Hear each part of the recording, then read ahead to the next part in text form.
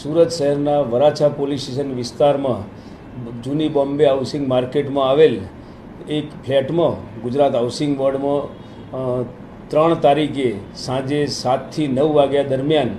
ગરફોડ ચોરી થવા અંગેની ફરિયાદ વરાછા પોલીસ સ્ટેશનમાં નોંધાયેલ હતી.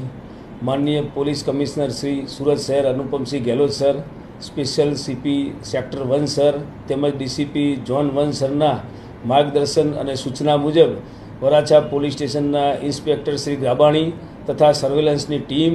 તેમજ પોલીસ સ્ટેશનની અન્ય ટીમો આ ગુનાનો ભેદ ઉકેલવા માટે કાર્યરત હતી અને સદરુ ગરફોડ ચોરીની હકીકત જોતાં ફરિયાદીશ્રીએ પોતાના ઘરેથી બાલ્કનીના દરવાજા મારફતે અગર તો ડુપ્લિકેટ ચાવીથી દરવાજો ખોલી અને લોકરમાં મૂકેલા દાગીના આશરે 25 તોલા તેમજ રૂપિયા 5,25,000 રોકડાની ચોરી અંગેની ફરિયાદ નોંધાવેલ હતી. વરાછા પોલીસ સ્ટેશનની ટીમે